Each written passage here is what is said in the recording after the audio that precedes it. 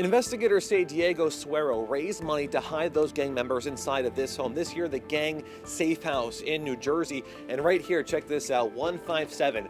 According to investigators in court, that means a real Trinitario. The DEA says the Bronx is being used as a heroin mill, so we got in one of these to find out why. I know you said that there were reports of a bomb squad being brought out this way. We're just being moved over, and you can see those officers right now telling us to back up. There's a lot of expectations for this meeting, too. People talking about possibly the reduction of nuclear weapons in North Korea. Behind me, broken glass. It looks like, I think, a fish tank just covered in flies. You have wood boards back here, broken glass. This is a drug that's so strong, so dangerous that it's used to tranquilize elephants. The DEA is saying they have to put a stop to this now before it gets much worse. Is there a way to alleviate some of the stress for the people here as far as the subways go, and then as far as driving here could be very difficult? It's not too often you're going to see the chairs empty like this. A Bronx Tale on Broadway, more than 100 shows in, still a smash hit. We found these signs all over the borough, and if you are selling your test strips, you might be contributing to an even larger problem. If you're buying them, you could be putting your health at risk. More than a dozen men charged in the murder of Lisandro Guzman Feliz. All but one hit in the tri-state area. We even had one tip. Came into Brooklyn that there were 6 of them out in Paterson, New Jersey. Paterson, New Jersey, we got it to them. They went in and grabbed 6 of the individuals out there. These gang members thought they could get away. They thought they could escape. They thought that they could take that trip that's less than an hour from New York City to New Jersey and not get caught. But they did at that safe house in Paterson, New Jersey. When the police came out, so they put a counting tape in a hot block, and then they say everybody stay in the house, nobody get out. A neighborhood in fear. Yeah, they'd be surprised. When I feel that, I think of selling my house and moving. 6 Trinitarios gang members accused of killing Junior were arrested by Paterson police in June of 2018. The gang safe house, next to where kids play and walk home from school. A year after Junior's murder, boarded up, a lock on the front door.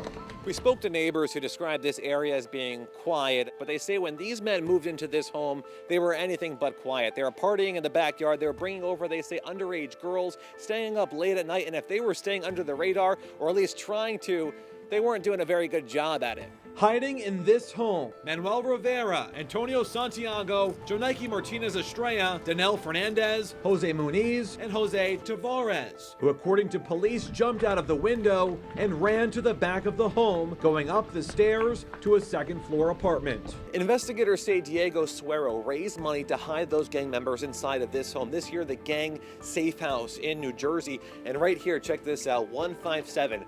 According to investigators in court, that means a real Trinitario. We know, and we've always seen a tie between New Jersey and New York's Trinitario population. They go back and forth. Edwin Torres is a special agent with the New Jersey State Commission of Investigation, an independent agency focusing on street gangs and organized crime. This one kid's dead, and for what? To be a part of an organization that absolutely could care less. A violent gang, largely funded by deceit and the drug trade. Second most profitable thing that they do, credit card fraud and identity theft. When you're traditionally looking at them as a drug organization, now we have to retool and look at them differently for financial crimes, white-collar crimes. There's a case that happened in Jersey here where a kid joined a gang at 12 and was dead by 13, and the person that killed him was 16. Junior didn't make it to 16. The teen killed at 15 years old by an organization that weaponizes fear. The same fear law enforcement wants to strike in gang members by putting them behind bars. And a community that isn't afraid to speak out against their terror. There's no place in my heart for that. So we look at each other, everybody. You look out for each other? Yeah. The city of New York, a population of more than 8.4 million people. New York City is ground zero for heroin trafficking in the United States. That's James Hunt, special agent in charge of the DEA for New York, talking exclusively with News 12 from the sky above the Bronx. We're going to enter the Hudson about 3 to 4 miles north of the George Washington Bridge. In one of the DEA's largest helicopters, taking us to the locations of some of the largest heroin trafficking busts in the Bronx. We're rolling up on a 238 location right now. The chopper is loud. He tells us the Bronx is being used as a heroin mill by gang members and Mexican drug cartels for massive drug operations. So they're packing the drugs in New York, places like the Bronx, and distributing to other parts all across the country. Yeah, New York is the hub. And for the Northeast, it arrives here first, and then it's dispersed to other small cities throughout the Northeast. The Bronx's easy access to highways make it a prime area to set up shop. Right in that area you're looking at now. It's right off 95, a short distance from Route 80, which crosses the country. Almost there. And from most sections of the Bronx, you can get on a highway within a few minutes. They might pay $50,000, $60,000, $70,000 per kilo for the Mexican cartels and sell it to another trafficker here in the States for $80,000. They make $10,000 just passing through the hands once.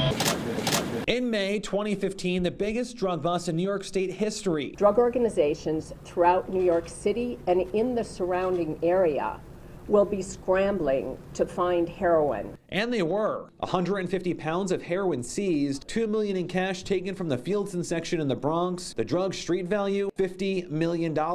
We spoke with the New York City Special Narcotics Prosecutor, Bridget Brennan, who said the bust had immediate impact, affecting supply in Long Island and New Jersey. And we know that because we heard it on wiretaps that we were running. And we heard it not only in the city, but regionally. Brennan says law enforcement's goal is to control the supply while focusing on prevention and treatment. It's made more difficult when dealing with the violent cycles of the cartel. They have a seemingly endless supply of cash, and like the Fieldson case, are willing to risk it all to make money and get people addicted. In that case, we also seized a couple of $1 million, which was going to be the payment for this load and part of a down payment on the next load that was coming in. That's the level of criminal that we're talking about. There have been numerous busts since then, the DEA helping build cases from the ground and sky, and the Special Prosecutor's Office eventually putting traffickers behind bars. Once we make the case, I can't think of a situation where we've had an acquittal. The city uses wiretaps to track gangs and cartel members down, Brennan's team using them in court to build a case. But tracking them down is what's complicated. It's an elaborate system. We've seen stuff smuggled, narcotics smuggled, tombstones, prostheses, fake legs. The cartels also operate in cells. The DEA saying many members have no clue they're operating blocks away from each other, working for the same people. And when rival cartels cross paths, that's when law enforcement says blood spills onto the streets. That's what you see when they have the violence comes into drug trafficking. It's wars. They're competing for a piece of the marketplace. The Sinaloa cartel, the biggest, everybody wants a piece of their market. The DEA says the cartel prefer to operate in secret. These locations all near major heroin trafficking busts, near parks, tracks, highways, and in some cases, the suburbs. Law enforcement doesn't see them slowing down anytime soon. In fact, they're just looking for what's next. Fentanyl is coming in from Mexico, but it originates in China. And it's being, the fentanyl that we've seized has been transported by the cartels. Fentanyl can be 30 to 50 times stronger than heroin. Brennan says it's contributed to deaths in the Bronx, the borough, she says, with the most overdose deaths tied to the drug. Fentanyl is man-made and cut into heroin for 1/10 of the price, making it cheaper and more dangerous. We've seized it cut into heroin, and we've seized it cut into cocaine. Are they selling for the same prices too, or are they just saving money and then, Same prices. Brennan says she will continue to put drug dealers behind bars from the ground, as others keep a watchful eye from the sky, trying to target a killer with no bounds, targeting the wealthy, poor, and middle class, with an injection and a possible lifetime of addiction. There's an addict population here that has a thirst for heroin, so they're going to keep on bringing it in.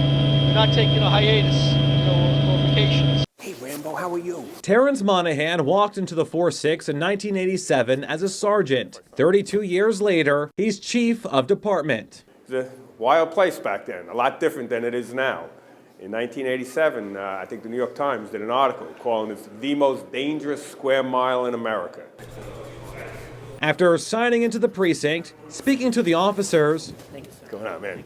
and a quick embrace with a friend from his old beat, He would bring a lot of snacks and give us snacks for every year for the time he was here.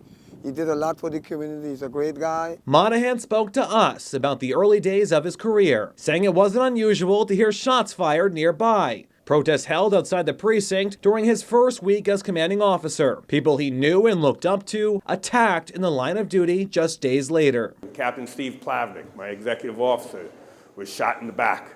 Sitting in his car, a couple of gangbangers went by, took a shot him in the back. Monahan says when he took over as commanding officer in the 4-6, there were 37 homicides. Last year, he says, there were 9. He remembers 100 shootings then. Last year, 22. He credits the drop in crime here to neighborhood policing, making officers a part of the community, giving them discretion and a chance to know the good people and the bad in the neighborhood.